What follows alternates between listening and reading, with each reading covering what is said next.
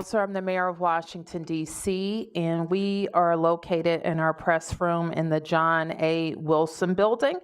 I want to discuss a piece of legislation that I will be introducing to the council this week. Earlier in the month, we talked about the Revised Criminal Code Amendment Act. And following the council's override of my veto, we pledged to work with stakeholders in amongst our public safety agencies and DC government to send to the council a set of amendments that would address our concern, and we pledged to do it in 30 days. So today we are here to talk about that.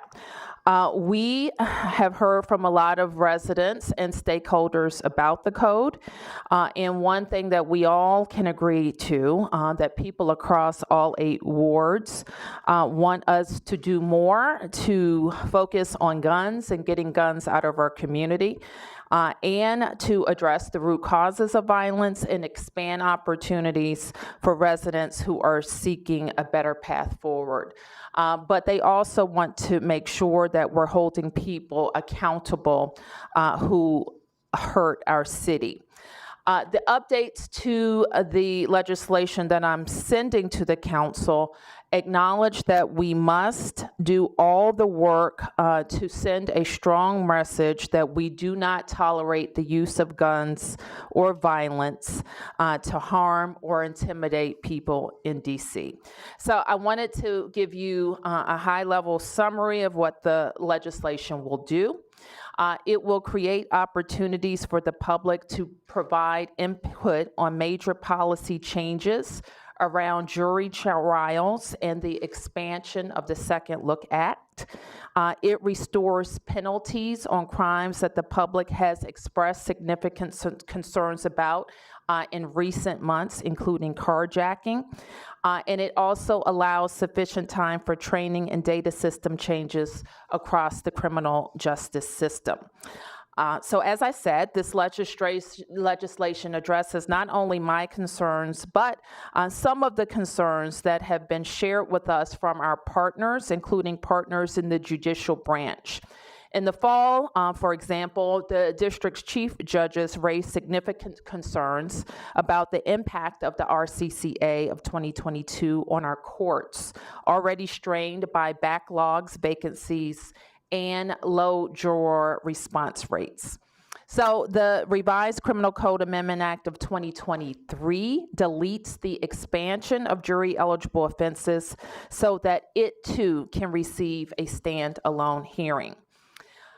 And jury trials aren't the only policy change we believe deserves its own hearing. The public, and specifically victims of crime, deserve opportunities to weigh in on expanding eligibility for the Second Look Act from youthful convicted violent offenders to all violent offenders of all ages. The Revised Criminal Code Amendment Act of 2023 would delete the expansion of the Second Look Act so that it can receive a standalone hearing. A lot of the feedback and concerns that I've heard from DC residents are around changes to penalties in the updated code. And while no one believes that penalties alone will solve crime and violence, right now we must be very intentional about the messages that we are sending to our community, including prosecutors and judges. We are united around this message. If you bring harm to our city, you must be held accountable. People we know are tired of violence, and right now our focus must be on victims and preventing more people from becoming victims. So I just want to share a couple of examples. First, a felon in possession example. Today, if someone who previously committed an armed robbery is found to be carrying an illegal gun in DC, they face a minimum sentence of 3 years under the RCCA of 2022. Under the RCCA of 2022, people convicted of an armed robbery today would not face the same accountability if they are caught carrying a gun in our community again. The amended act will close this gap. Carjacking. Today, if someone commits an armed carjacking where fortunately the victim is not injured, the minimum sentence is 15 years. Under the RCCA, the maximum would be 8 years. The amended act would bring the penalty closer to the status quo. Restoring, another example, MPD authority to make people leave private property. Today, if people are blocking an exit or entrance to a private property, a resident can call MPD for help.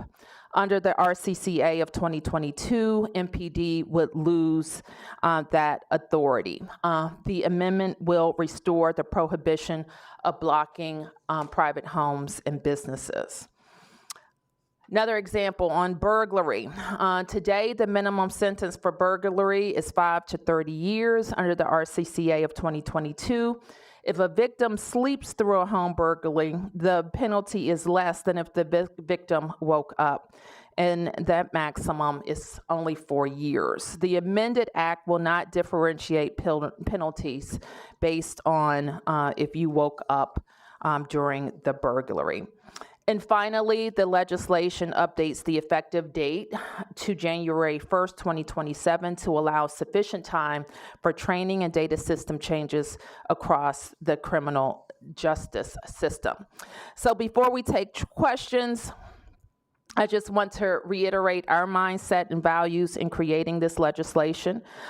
This is not just about adding penalties. It's actually about looking at our status quo and making sure that whatever we do in updates, it makes the district safer. This is about sending a clear and unified message to anyone who is willing to use guns or commit acts of violence in our city, that our system will hold you accountable. We will, of course, stay focused on creating opportunities for those who want a better path forward, but will not excuse violent behavior. Opportunity matters in all that we do. Prevention matters, and so does accountability. So once again, we will be submitting these amendments to the council. We also are undergoing more reviews of our legislation, and will continue to work with the committee chair on any other ideas that she or that we have around legislation needed to make the district safer. So I'll take any questions. Yes, Sam. Yes, Mayor. When you talk to the council members, they say they made these changes because they're more in line with what actually happens, what the judges actually sentence people to. What's your reaction to that? Sam, I know that there are certain philosophical views on the RCCA, and that's how it's ended up the way that it has. But we also know that we are experiencing more robberies and carjackings and people using guns. And I think the message about accountability for those crimes has to be abundantly clear. Yes. Every week, MPD comes up with a firearms recovered news release, and then when you cross-check it with what the USAO actually prosecutes, many times there are guns that are recovered, but USAO does not prosecute. What message did you have for USAO that they've got to prosecute these cases that MPD brings to them? Well, I think you call attention to something that's very important, and I'll ask the deputy mayor or the chief to respond.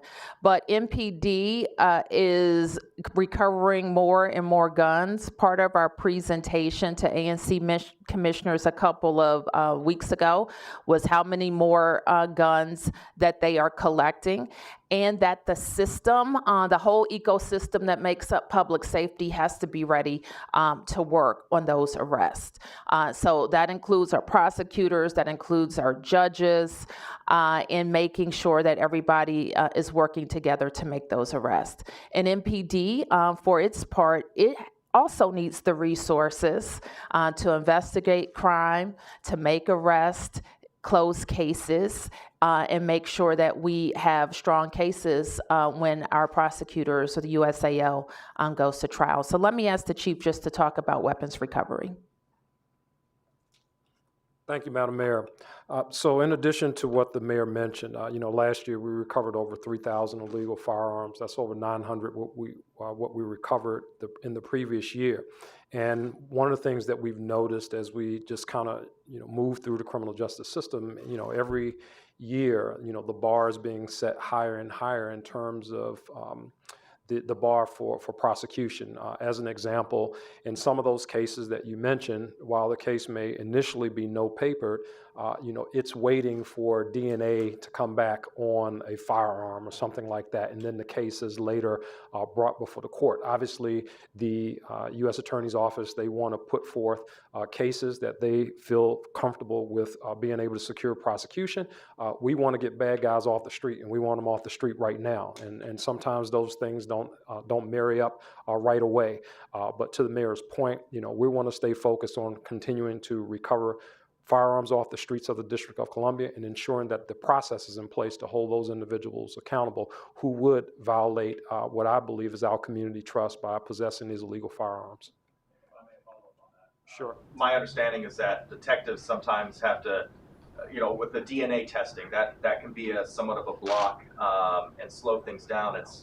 I've understood that on the streets, it's known that if you toss a firearm, that is a really difficult case to prosecute because then they have to do DNA testing and whatnot. That slows everything down. So those are decisions that are made by the prosecutor. I mean, obviously, if our officers see someone in possession of a firearm and they toss it, the prosecutors they have a decision to make. They can prosecute that case as is, but what will happen with the jury? What will happen, as they go through discovery?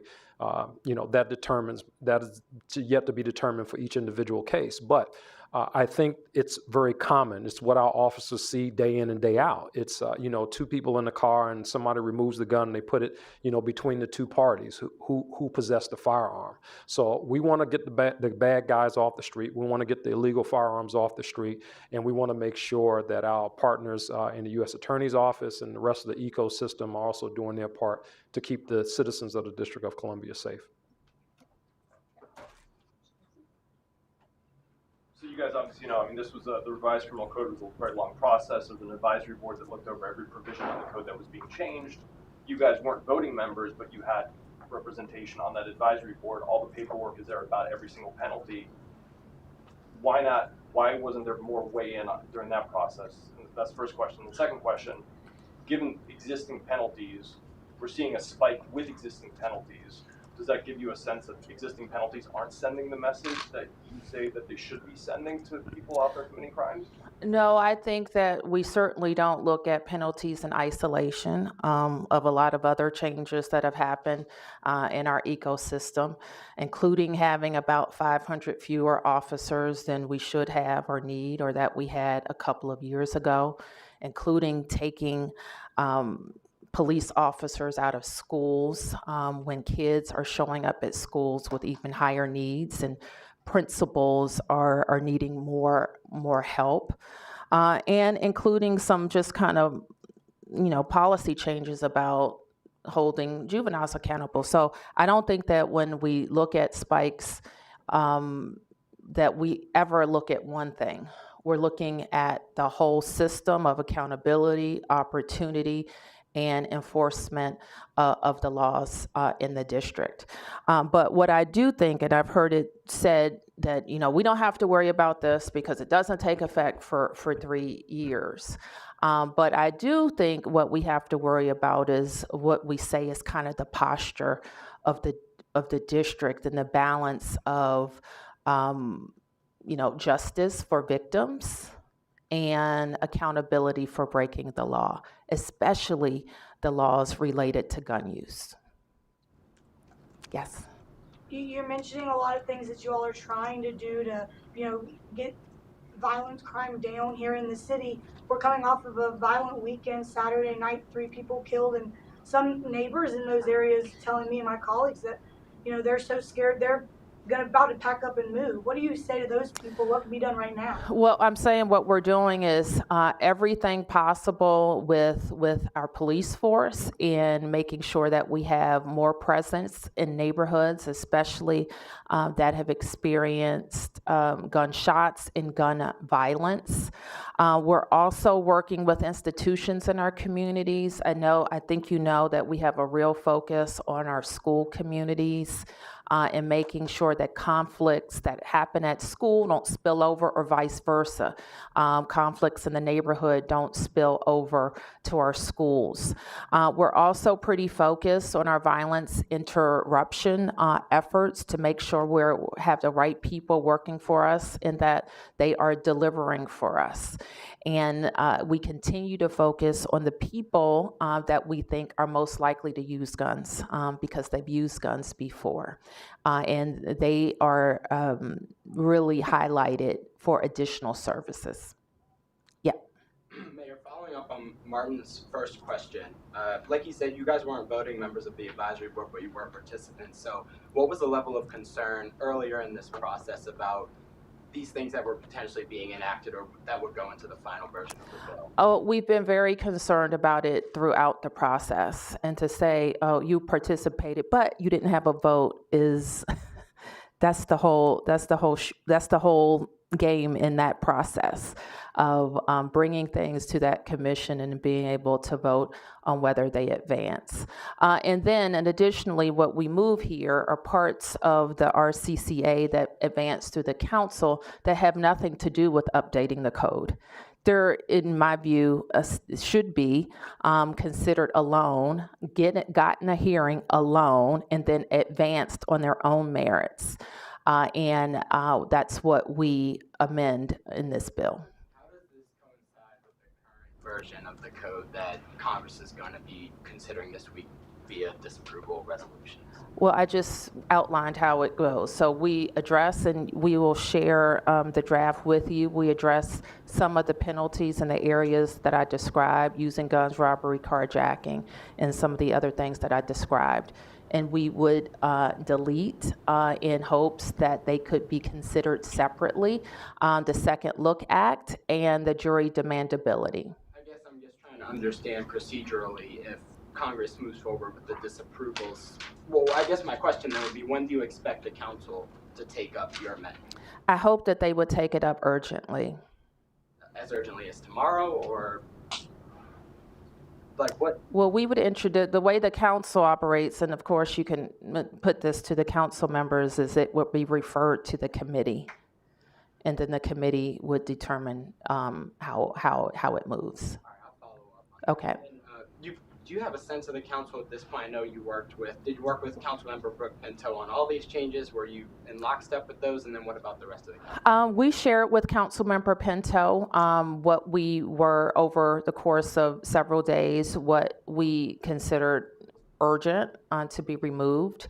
And you would have to talk to her about her disposition on them. Have you talked to any other council members? I've talked to the chairman of the council. Yep. Mayor Bowser, how realistic is it for you to get what you would like, considering the way the majority of this council has been voting on this? I think it's pretty realistic if everybody sits down and looks at the context of how of the ecosystem and how it's operating, and listens to the community. I think it's quite realistic. That's how I approach this. Look, this is my job. I tell people in the district what I think we need, whether it's for public safety, schools, DPW, and I work every day to make sure I have the resources, that I have the legal authority to be able to deliver what I need for the District of Columbia. So that's where we are right now.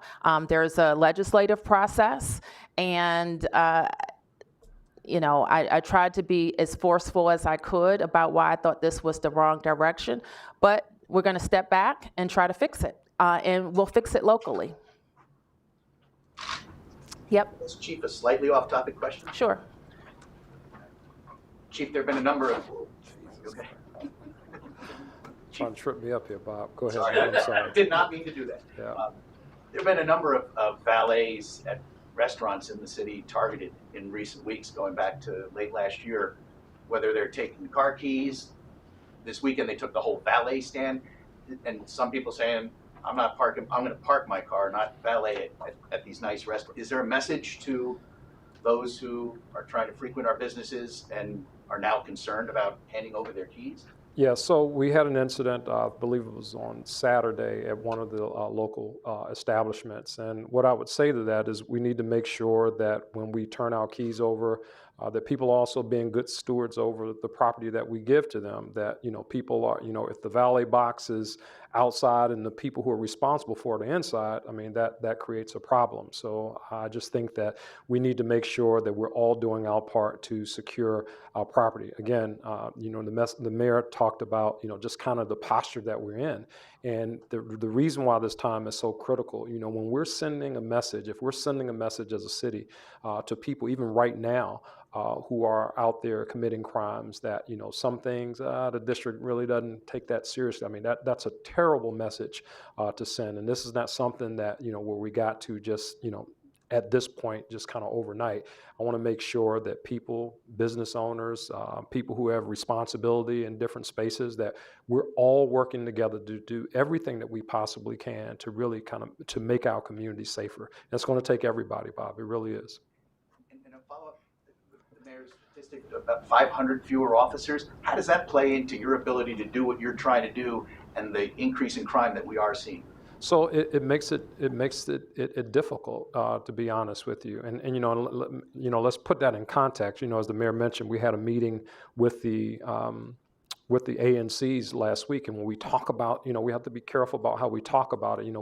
A lot of this has to do with how people feel in the fear of crime. Actually last year, we ended last year with a reduction in homicides, with a reduction in violent crime, and a reduction in overall crime in the District of Columbia. But we really got to get to how people feel and the things that make people feel less safe in community. She mentioned the homicides as an example that occurred this weekend. One of those homicides was domestic, but we know that it was an illegal firearm involved. There was another one that was semi-domestic, where the suspect is known, but we know there's an illegal firearm involved. And in the third case that happened over in the 7th District, we know there's illegal firearms involved in that particular incident. So, the common denominator for a lot of the things that we see, in which the mayor is really focusing on here in these amendments, is like holding people accountable, and especially in the space where it shows up most, that scares people in the District of Columbia, and that is gun crime. We have to stay focused on that. Yes, reduced officers, 500 less officers, it makes it more difficult, because I will tell you this, Bob, the request for police, the request for police presence and visibility in community, that has not gone away. Every day I turn around, hey, can we get more police officers here? We want to see more police officers on foot. Well, we have the number that we have right now, and we're going to do the best that we can with the number that we have to ensure the safety of the citizens of the District of Columbia. And that comes through strategic deployment, being very specific about the communities that we focus on. That's really important here, and we'll continue to do that. Okay, we'll take a couple of more. Yes. Sam, Martin, was there a last one? Okay, 1, 2, 3, 4. Yes, sir. Thanks. For the chief too, I guess maybe, but also just 4,000 cops is the number you outlined in your budget last year. Does the city need to go further in the coming years than 4,000? I think we need to get there first and assess kind of how things are at that point. And we're not there. We're at a number right now that we have not seen in my time on the department. I've been with this agency for 33 years. And that is not a good thing. As we continue to focus on, yes, it's great we had reduction in numbers and so forth last year, but going back to the point that I made a little earlier, when you talk about the fear of crime, people want to see police officers in communities. And when you have that deficit in terms of number of officers, it is impactful. Can I ask a follow-up to the mayor? The council sent a unanimous letter urging the House to not intervene in 2 bills, criminal code, non-citizen voting. Have you transmitted a similar letter to the Congress? I have spoken at length about the Congress staying out of the district's affairs. and that continues to be my message. I appreciated that the Post covered it, that it was made clear for all the members of the Congress, Democrats and Republicans, that we will address our issues with the RCCA locally. But were you asked to sign on to this council letter? I don't know if the I'm not council on the executive- council. I haven't been on the council in 8 years. In the past, have there been occasions when the council and executive stand in, in one? I have sent, usually it will be between the chairman and myself if we send a joint letter. And there was a decision not to send one in this case from your office? Or? The chairman, I believe, sent a letter out on last week. And so we didn't sign on to a letter that the chairman sent last week. But I don't typically sign on to letters with the whole council. There may be some exceptions. I can't think of them off the top. Yep. Question for the chief. Chief, you were saying that basically that the city ended homicides or a lot of crime down last year, but this crime data report over the weekend says DC homicides up 20%, motor vehicle thefts up 86%. I don't know if these are reasonable. This is what I've got. Right, so they're talking about year-to-date, where we are right now for the month of January, and for the month of January. It's obviously I've been doing this for a while, Sam, and you've been covering it for a while. It's hard to assess where we're going to be at the end of the year. I mean, it's an indicator. As an example, in April of last year, we were at about a 50% increase in robberies. We ended the year with a 2% increase in robberies. So I try not to focus too much on the numbers. It's really the fact of how people feel. Right? If we're 30% below and people still feel unsafe or people feel scared, that's the issue that we really have to address. Yes. Sure, probably more for the chief. Is there any update on the in-custody death of Marquez Parker? I know it's still under internal investigation, but is there anything else that you'd like to share with us? Yeah, so there was an autopsy that was completed. No obvious signs of trauma to the body other than CPR that was performed on him. Obviously, we have to wait for toxicology tests to come back, and once we receive those toxicology results, we'll probably know a little bit more about them. But right now, no use of police force, and again, no injuries that would suggest that he died from something as a result of his encounter with law enforcement at the scene of his arrest. Uneventful, no use of force there, so we just don't know yet. Okay, the last question, I think. So just bringing back the issue of congressional interference, I remember in 2017 you went up to the Hill to have a press conference when the House was going to vote on death with dignity, disapproving death with dignity. You were there with the Congresswoman. There hasn't been any sort of similar kind of press conference this time. One thing I've been hearing is that Senate Democrats are kind of looking to the city for guidance on how they should vote on disapproval if it comes their way, because these are issues that are sensitive to some members who are up for re-election in the next couple of years. So are you going to be asking, have you asked Senate Democrats to stand with the city? And Senate Democrats haven't expressed any concern to me. I've heard people say that, but I'm beginning to think it's kind of like, I don't know who's saying that, but certainly I would convey my feelings to Democrats or Republicans who are interested in meddling in the district's affairs. And on the press conference, I don't believe that the Congresswoman has called for a press conference, but I don't think I hosted a press conference on the Hill. Is that what you were suggesting? It was a press conference, but you were both there, and so it was Okay. it was a united DC government. Okay, so I think the Congresswoman must have called that. Okay, thank you.